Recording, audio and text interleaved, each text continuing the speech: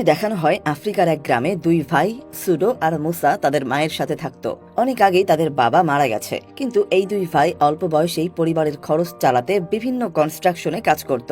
সেই সাথে বড় ভাই সুডোর স্বপ্ন ছিল কোনো একদিন সে ইতালিতে গিয়ে বড় গায়ক হবে, আর তাই দুই ভাই প্রায়ই এই স্বপ্নের বিষয়ে আলোচনা করত।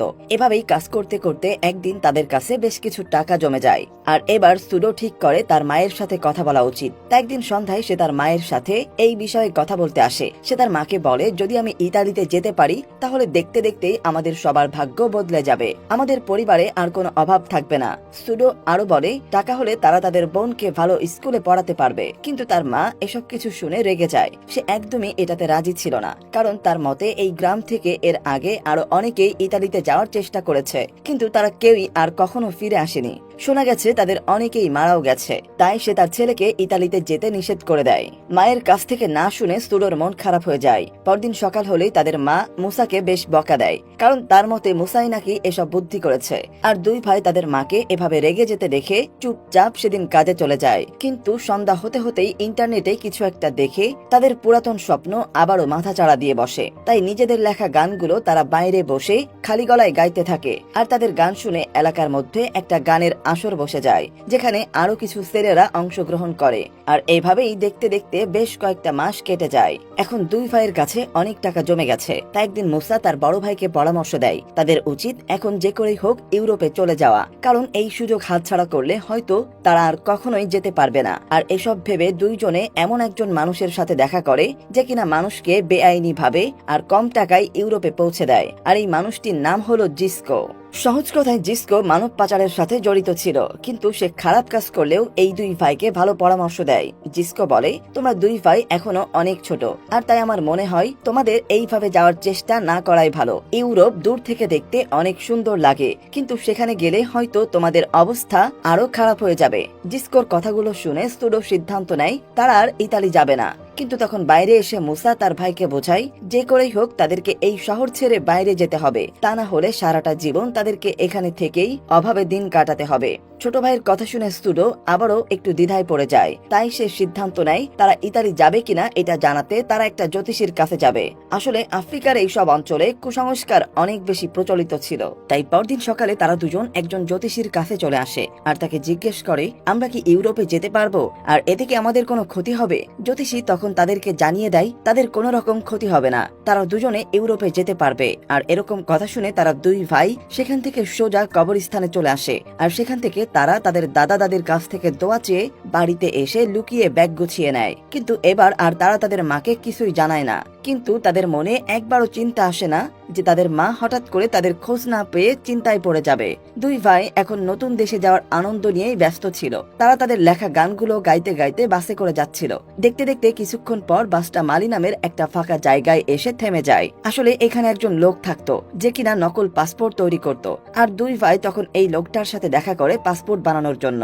লোকটা তাদের কাছ থেকে $100 করে নেয়, আর এর বদলে তাদের দুজনকে দুটো পাসপোর্ট তৈরি করে দেয়। আর এই পাসপোর্ট অনুযায়ী তারা এখন থেকে মালির নাগরিক হয়ে যায়। এছাড়াও পাসপোর্টে তাদের আগের নাম পাল্টে নতুন নাম রাখা হয়। লোকটা তাদেরকে আরো বলে দেয়, যখন তোমরা বর্ডার ক্রস করবে তোমাদেরকে যে কয়টা প্রশ্ন করা হবে ঠিক ততটাই উত্তর দেবে। বেশি কথা না বললে ধরা পড়ার সম্ভাবনা তত কম থাকবে। তারপর দুই ভাই আবারও সেই বাসে করে মালির বর্ডারের দিকে যেতে থাকে। টানা 2 দিন বাস চলার পর তারা নাইজেরিয়ার বর্ডারের কাছে এসে পৌঁছায়। আর এখানে বেশ কিছু নাইজেরিয়ান সোলজার তাদের বাস থামিয়ে চেকিং করে।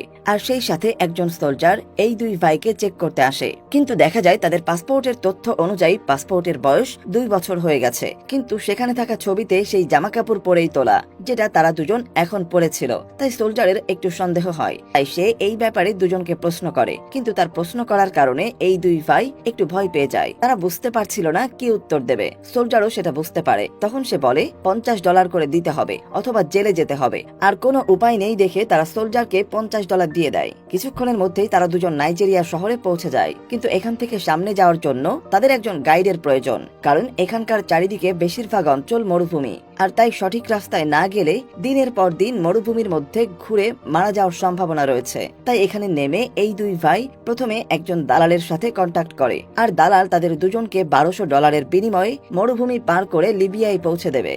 দালালটি তাদেরকে একটা ছোট্ট জাহাজের ছবিও দেখায়, এটা দিয়ে তারা ইতালিতে পৌঁছাতে পারবে। দুই ভাই রাজি হয়ে গেলে দালাল তাদেরকে একটা রুমে নিয়ে আসে আর তাদেরকে জানায় এখান থেকে আরো বেশ কিছু প্যাসেঞ্জার কালেক্ট করার পরেই তারা রওনা দেবে। আর তাই তারা দুইজন এখানে অপেক্ষা করতে থাকে। সন্ধ্যা হয়ে গেলে সেখানকার একজন লোক এসে তাদের সবাইকে বোঝাতে শুরু করে কালকে তাদের যাত্রাটা কেমন হতে চলেছে। এই লোকটা বলে, তোমাদের যাত্রাটা পুরোটাই একটা মরুভূমির মধ্য দিয়ে হবে, কিন্তু মরুভূমির ভেতরে হলেও এটা খুবই বিপজ্জনক, কারণ এই মরুভূমিতে অনেক ডাকাতেরা আছে যারা হঠাৎ করেই আক্রমণ করে আর সবার কাছ থেকে টাকা পয়সা ছিনিয়ে নেয়। তাই লোকটা তখন সবাইকে বলে, তোমরা তোমাদের টাকাগুলোকে গোপন কোথাও লুকিয়ে রাখো যাতে সহজে না পাওয়া যায়। পরদিন সকাল হলেই দুই ভাই উঠেই সবার প্রথমে তাদের টাকাগুলো গোপন স্থানে ঢুকিয়ে রাখে। তারপর তারা যাত্রা শুরু করলে দেখা যায় কিছুক্ষণের মধ্যে তাদের গাড়িটা একটা বিস্তর মরুভূমিতে পৌঁছে যায়। একে চন্দ্র মরুভূমিতে তীব্র রোদ আর সেই সাথে উঁচু নিচু রাস্তা, আর চলার সময় গাড়ি থেকে নিচে পড়ে যায়, কিন্তু ড্রাইভার তার জন্য সেখানে থামে না। দুই ভাই তাদের চোখের সামনেই ছেলেটাকে মরুভূমির মাঝখানে একা পড়ে থাকতে দেখে, আর এই ঘটনা দেখে তারা দুজনেই ভয় পেয়ে যায়। তারা বুঝতে পারে তারা দুজনও যদি কোনোভাবে এখান থেকে পড়ে যায় তাহলে কেউ তাদের জন্য থামবে না। তাই দুইজনে আরো শক্তভাবে গাড়ি আটকে ধরে, আর এভাবেই তাদের যাত্রা চলতে থাকে।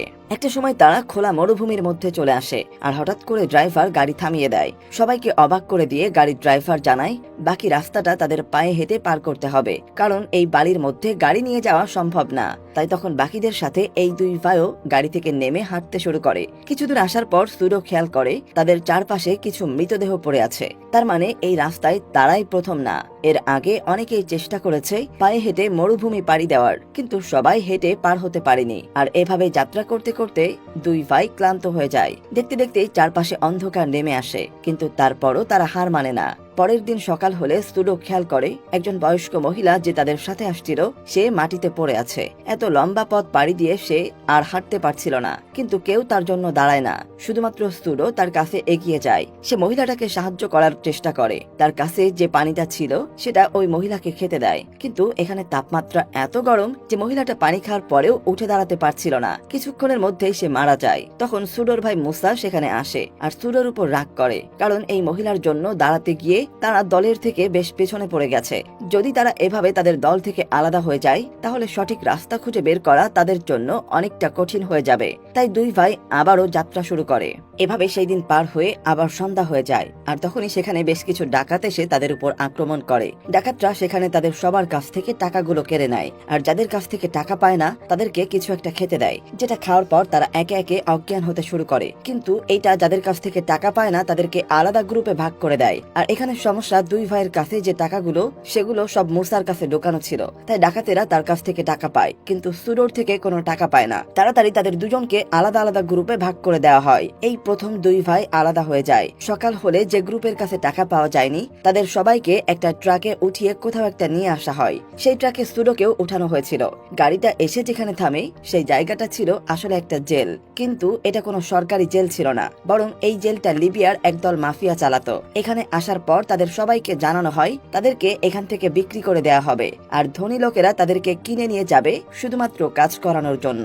এরপর জেলের বেশ কিছু মানুষ তাদেরকে একটা রুমে নিয়ে আসে, যেখানে দেখা যায় আগে থেকেই বেশ কিছু ছেলেদের টর্চার করা হচ্ছিল, যা খুবই ভয়ানক ছিল। তখন একটা লোক তাদের সবাইকে বলে, তোমরা তোমাদের বাড়ির ফোন নাম্বার দিবে। আসলে এই লোকগুলো তাদের থেকে ফোন নাম্বার নিয়ে বাড়ির লোকেদেরকে ব্ল্যাকমেইল করার চেষ্টা করবে, আর তাদের থেকেও টাকা চাইবে। কিন্তু সুডো সহ বেশ কিছু ছেলে তাদের বাড়ির নাম্বার দিতে রাজি হয় না, তাই এবার তাদেরকে টর্চার করা শুরু হয়। সুডোকে প্রথমে মারা হয়, আর তারপর তাকে উল্টো করে ঝুলিয়ে বেঁধে রাখা হয়। এভাবে একদিনের টর্চারে সুডো একদম কাহিল হয়ে পড়ে। তাদেরকে যখন আবার একটা সেলে এনে রাখা হয় সেখানে সে তখন ভাবছিল এভাবে মায়ের কথা না শুনে বিদেশে যাওয়ার নেশায় তাদেরকে এখানে আসা উচিত হয়নি। সুডোর অবস্থা খারাপ দেখে সেখানে থাকা মার্টিন নামের একটা লোকের তার উপর মায়া হয়। মার্টিন সুডোর কাছে আসে আর তাকে সাহস দেয়। পরের দিন তাদের রুমে একটা লোক আসে আর সবাইকে জিজ্ঞেস করে তাদের মধ্যে কেউ কনস্ট্রাকশনের কাজ করতে পারে কিনা। আর এই কথা শুনে মার্টিন সাথে সাথে জায়গাতেই হাত তোলে, সেই সাথে সে সুডোকেও হাত তুলতে ইশারা করে। সুডো বুঝতে পারছিল না মার্টিন এমনটা কেন করছে। এরপর ওই লোকটা যারা হাত তুলেছিল তাদেরকে বাইরে নিয়ে আসে, আর তখন তাদের সামনে বেশ কিছু ধনী মানুষ চলে আসে আর তাদের পছন্দ মতো ছেলেগুলোকে কিনে নেয়। আর এদের মধ্যে একজন ধনী লোক ছিল যার মার্টিনকে পছন্দ হয়, তাই সে তাকে কিনে নেয়। কিন্তু মার্টিন তাকে জানায় তার সাথে সুডো নামের ছেলেটাও যাবে, অর্থাৎ মার্টিনকে নিতে হলে সুডোকেও কিনতে হবে। আর ভাগ্য ভালো হওয়ায় এই লোকটা মার্টিনের কথায় সুডোকেও কিনে নেয়। এরপর তাদের দুজনকে গাড়িতে নিয়ে লোকটা বাড়ির উদ্দেশ্যে রওনা দেয়। আর বাড়িতে এসে লোকটা তাদেরকে জানায় তাদের আসল কাজ হলো বাড়ির চারপাশে একটা বিশাল বড় পাঁচিল তৈরি করতে হবে। এখানে আসার পর সবার প্রথমে তাদের দুজনকে ভরপেট খাবার দেওয়া হয়। তারা বহুদিন ধরে ভালো কিছু খায়নি, তাই দুজনেই মন ভরে খেয়ে নেয়, কারণ এরপর তাদেরকে কাজ করতে হবে। সুডো আর মার্টিন খাওয়ার পর তাদের কাজ শুরু করে দেয়। সুডো কখনো মাটি কাটে, আবার কখনো পানি আনতে চলে যায়। এরপর তারা দুজন যখন বিশ্রাম করছিল, মার্টিন সুডোর সাথে তার ফ্যামিলির ব্যাপারে বলতে শুরু করে। সুডোকে একটা ছবি দেখায় যেখানে তার পরিবারের সবাই ছিল। মার্টিন তাকে বলে, এই ছবিটা আমার ছেলের, আর তুমি আমার ছেলের মতো, কারণ তার বয়সও তোমার সমান। এই কথা শুনে সুডোর মনটা খারাপ হয়ে যায়, কারণ তার বাবা তো অনেক আগেই মারা গেছে। তাই ছোটবেলা থেকেই সে তার মায়ের সাথে বড় হয়েছে, কিন্তু ভাগ্যের নির্মমতায় এখন তার সাথে তার মাও নেই, এমনকি একমাত্র ভাইটাকেও সে হারিয়ে ফেলেছে। এসব কিছু চিন্তা করে তার মন খারাপ হয়ে যায়। এরপর তারা দুজন আবারও কাজ শুরু করে দেয়। এরপর তাদের সেই মালিক তাদের কাছে এসে একটা ছবি দেখায়। এটা ছিল একটা ফোয়ারার ছবি, আর তাদেরকে বলে ঠিক এরকম একটা ফোয়ারা তাদেরকে বানাতে হবে, আর যদি তারা এটা করতে পারে তাহলে তাদের মালিক তাদেরকে এখান থেকে ছেড়ে দেবে। শুধু তাই না, এখান থেকে মুক্ত করার সাথে সাথেই ইতালি যাওয়ার জন্য তাদেরকে সব রকম খরচও দেবে। এই কথা শোনার পর তারা দুজন অনেক খুশি হয়ে যায়, কারণ তারা নতুন করে বাঁচার আশা ফিরে পায়। তাই তারা এই কাজটা খুব মন দিয়ে করতে শুরু করে এবং বেশ কিছুদিন পর তারা সেই ফোয়ারাটা কমপ্লিট করে ফেলে। আর যখন তাদের মালিক সেখানে এসে ফোয়ারাটা দেখে, সে অনেক খুশি হয়ে যায়, তার মুখে হাসি চলে আসে। এটা দেখে মার্টিন আর সুডোও খুশি হয়, কারণ তারা বুঝতে পারে এবার হয়তো তারা মুক্তি পেতে চলেছে।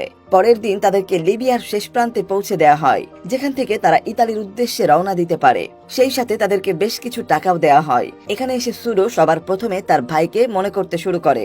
সে সবার কাছে গিয়ে জিজ্ঞেস করে তারা কেউ মুসা নামের কাউকে দেখেছে কিনা, কিন্তু সেখানকার কেউই মুসাকে দেখেনি।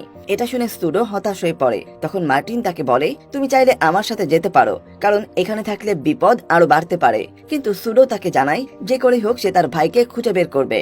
সে তার ভাইকে একা রেখে এখান থেকে যেতে পারবে না। মার্টিন তার কথা শুনে বুঝতে পারে সুডো তার ভাইকে কতটা ভালোবাসে, তাই সে বলে, এবার আমার বিদায় নেওয়ার পালা, কিন্তু তুমি যখনই তোমার ভাইকে খুঁজে পাবে সাথে সাথেই ইতালিতে চলে আসবে, ওখানে আমি তোমার জন্য অপেক্ষা করব। এটা বলে মার্টিন সেখান থেকে চলে যায়। সুডো আশেপাশের সব জায়গায় তার ভাইকে খুঁজতে শুরু করে, কিন্তু এভাবে কয়েকদিন খোঁজার পরেও সে তার ভাইকে কোথাও খুঁজে পায় না। এদিকে এই শহরে থাকতে গেলে তাকে অবশ্যই কাজ করতে হবে, তা না হলে দিন দিন টাকা শেষ হয়ে যাচ্ছে। তাই পরের দিন সকালে সে কনস্ট্রাকশনের কাজ শুরু করে দেয়। আর এভাবে বেশ কয়েকদিন কাজ করার পর তার কাছে খবর আসে সেনেগাল থেকে একটা বাচ্চা ছেলে এখানে কাজ করতে এসেছে। আসলে সেনেগাল ছিল তাদের বাড়ির এরিয়া, তাই এটা শুনে সুডো ছুটে যায় সেই নতুন ছেলের খোঁজে। আর সেখানে এসে দেখে এই ছেলেটা আর কেউ না, তার ভাই মুসা। সুডো এতদিন পর তার ভাইকে দেখে খুশিতে জড়িয়ে ধরে, আর তখনই তার ভাইকে তার সাথে যেতে বলে। কিন্তু মুসা জানায় তার পায়ে গুলি লেগেছে, তাই তার পক্ষে এখন কোথাও যাওয়া সম্ভব না, কারণ সে হাঁটতে পারবে না। এটা শুনে সুডোর মন খারাপ হয়ে যায়। মুসা তাকে পরামর্শ দেয় তাদের বাড়ি ফিরে যাওয়া উচিত, কিন্তু সুডো তখন বলে, আমরা যার জন্য এত কষ্ট করলাম সেই গন্তব্য আমাদের থেকে আর বেশি দূরে নেই, তাই এখন বাড়ি ফিরে যাওয়ার থেকে ইতালিতে পৌঁছানোটাই বুদ্ধিমানের কাজ হবে। সুডো তার ভাইকে এক বন্ধু ডাক্তার লয়ের কাছে নিয়ে আসে। লয় তার ক্ষতস্থান ঠিক করে, আর সে সুডোকে কিছু মেডিসিন আনতে বলে। কিন্তু এই এলাকাতে কেউ কালো চামড়ার মানুষের কাছে ঔষধ বিক্রি করত না, তাই সুডোকে লয় একটা সেলুনের ঠিকানা দেয় যেখানে বেআইনি ভাবে ঔষধ বিক্রি করা হতো। সুডো সেখান থেকে ঔষধগুলো নিয়ে আসে। লয় সেগুলো দিয়ে মুসার ট্রিটমেন্ট করে, কিন্তু রাত হলে লয় তাকে জানিয়ে দেয় এই ট্রিটমেন্টে তার ভাই ভালো হবে না, বরং তাকে হাসপাতালে অ্যাডমিট হতে হবে। আর এই সার্জারির জন্য তাদেরকে অবশ্যই ইতালিতে ঢুকতে হবে, কারণ এখানকার হাসপাতালে কালো চামড়ার মানুষদের ভর্তি করা হয় না। আর লয় জানায় সে প্রাথমিক চিকিৎসা করে দিয়েছে, কিন্তু খুব দ্রুত তার অপারেশন না হলে এখান থেকে ইনফেকশন হয়ে মুসা মারা যেতে পারে। তাই পরের দিন সুডো সেখানকার একজন মাফিয়া লিডারের সাথে দেখা করে, আর তাকে বেশ কিছু টাকা দেয় যাতে লোকটা তাদের দুই ভাইকে ইতালিতে যেতে সাহায্য করে। কিন্তু লোকটা সুডো টাকা ফিরিয়ে দেয় আর বলে এই টাকা খুবই কম, এটা দিয়ে কিছুই হবে না। কিন্তু লোকটা তাকে একটা বিকল্প রাস্তা বলে দেয়। সে সুডোকে বলে, তুমি যদি জাহাজের ক্যাপ্টেন হিসাবে যাও তাহলে তুমি এই টাকা দিয়ে যেতে পারবে, কিন্তু তার জন্য তোমাকে জাহাজ চালাতে হবে। কিন্তু এর আগে কোনোদিন সুডো জাহাজ চালায়নি, সে জানেও না কিভাবে চালাতে হয়, তবুও সে তার প্রস্তাবে রাজি হয়ে যায়। বাড়ি ফিরে সুডো সবার প্রথমে তার ভাইকে বলে সে কিভাবে জাহাজ চালিয়ে তাদের নিয়ে ইতালিতে যাবে, আর সেখানেই তার ভাইয়ের চিকিৎসা করাবে। পরদিন সকালে জাহাজ কিভাবে চালাতে হয় সেই নিয়মগুলো তাকে শিখিয়ে দেওয়া হয়। মাফিয়া লিডার তাকে বুঝিয়ে দেয় কিভাবে জাহাজের স্পিড বাড়াতে হবে, কমাতে হবে, আর কিভাবে কম্পাস ফলো করে সঠিক রাস্তা ধরে এগিয়ে যেতে হবে। কিন্তু এই সবকিছু একবারে শোনাই সুডোর মাথার উপর দিয়ে চলে যাচ্ছিল, আর সে আরো বেশি ঘাবড়ে যায় যখন দেখে এই জাহাজে তারা দুইজন ছাড়া আরো অনেক মানুষ যাত্রা করবে, মানুষের জীবন তার হাতে থাকবে। কিন্তু সে এর আগে কখনোই জাহাজ চালায়নি, তাই সে সিদ্ধান্ত নেয় জাহাজ চালানোর দায়িত্বও সে নেবে না। তাই পরের দিন ওই মাফিয়ার কাছে সে সুডো জানিয়ে দেয় সে এই যাত্রা ক্যাপ্টেন হিসাবে করবে না, কিন্তু মাফিয়া তাকে জানায় তাকে যেতে হলে ক্যাপ্টেন হিসাবেই যেতে হবে, আর এছাড়া তার কাছে আর কোনো রাস্তা নেই। সুডোর কাছে আর কোনো রাস্তা থাকে না। এবার সে বুঝতে পারে তার ভাইকে বাঁচাতে হলে এই শর্তেই রাজি হতে হবে, আর তাই অবশেষে সে জাহাজে করে তাদের যাত্রা শুরু করে। জীবনে প্রথমবার সে সমুদ্রে জাহাজ চালাচ্ছে, আর এখানে কোনো ভুল করার কোনো অবকাশ নেই, কারণ অনেকগুলো মানুষের জীবন মরণের হিসাব এখন তার হাতে। বেশ কিছুক্ষণ এভাবে জাহাজ চালানোর পর সুডো তার সামনে আলো দেখতে পায়। প্রথমে সে অনেক খুশি হয়ে যায়, এটা ভেবে যে হয়তো এটাই ইতালি, কিন্তু কিছুক্ষণের মধ্যেই তার ভুল ধারণা ভেঙে যায়, কারণ কাছে আসার পর দেখা যায় এটা ছিল আসলে একটা তেলের প্রজেক্ট, যারা সমুদ্রের নিচ থেকে জ্বালানি উত্তোলন করত। তাই এরপর সেখান থেকে আবারও তারা যাত্রা শুরু করে। পরের দিন সকালে সুডো প্রথমবার জানতে পারে তাদের এই জাহাজে একজন প্রেগনেন্ট মহিলা আছে, আর তার পরিস্থিতিও খুব একটা ভালো না। তাই কি করবে ভেবে না পেয়ে সুডো ইমার্জেন্সি নাম্বারে কল করে, তাদেরকে জানায় তারা একটা জাহাজে সমুদ্রের মাঝখানে আছে, আর এখানে তাদের সাথে একজন প্রেগনেন্ট মহিলা আছে যার এই মুহূর্তে সাহায্য প্রয়োজন। ফোনের অন্য পাশ থেকে সুডোকে জানানো হয় তারা যত তাড়াতাড়ি সম্ভব তাদেরকে সাহায্য করার জন্য আসবে। সুডো এটা শুনে মনের দিক থেকে অনেক শান্তি পায়, কিন্তু সেই দিন সন্ধ্যা পার হয়ে গেলেও তাদের কাছে কোনো সাহায্য আসে না। তাই তারা চিন্তা করে তারা এখানে সাহায্যের জন্য অপেক্ষা করবে না, বরং সামনের দিকে এগিয়ে যাবে। আর এভাবেই তারা সামনের দিকে এগিয়ে যায়। কিছুক্ষণ পর একটা ছেলে এসে তাকে বলে তাদের ইঞ্জিন রুমে কিছু লোক আটকে আছে। সুডো তখন তাদের কাছে এসে দেখে এই লোকগুলো অনেক দিন ধরেই কিছু খায়নি, তাই খাবারের অভাবে তারা দুর্বল হয়ে গেছে। সুডো তখন জাহাজে থাকা কিছু খাবার তাদেরকে খেতে দেয়, আর চারপাশে থাকা সবাই খাবারের জন্য ঠেলাঠেলি করতে শুরু করে। এই গোলযোগের ভেতরেই প্রেগনেন্ট মহিলা বাচ্চার জন্ম দেয়। সুডো জাহাজ নিয়ে আরো সামনের দিকে আসলে সে দূর থেকে শহর দেখতে পায়, আর সে সবাইকে জানিয়ে দেয় যে তারা ইতালিতে পৌঁছে গেছে। তারা প্রত্যেকেই খুশিতে লাফাতে শুরু করে, এমনকি সেই প্রেগনেন্ট মহিলার মুখেও হাসি ফুটে ওঠে। সুডো জাহাজের ছাদের উপর উঠে চারিদিকে দেখতে থাকে। ঠিক এমন সময় সেখানে একটা ইমার্জেন্সি হেলিকপ্টার চলে আসে। আসলে এটা ছিল সেই হেলিকপ্টার যেখানে সুডো সাহায্য চেয়েছিল। অবশেষে সুডো তাদের কঠিন সময়গুলো পার করে ফেলেছে। সে তাকে দেওয়া দায়িত্ব সঠিকভাবে পালন করেছে। এইসব ভেবে আনন্দে তার চোখে পানি চলে আসে, আর সে চিৎকার করে বলতে থাকে, আমি করে দেখিয়েছি। আর এরপর তারা ইতালিতে পৌঁছে যায়। কিন্তু এরপরে সুডো বা তার ভাইয়ের সাথে কি হয় সেটা আমরা জানতে পারি না, কারণ এই সুন্দর গল্পটা এখানেই শেষ হয়ে যায়।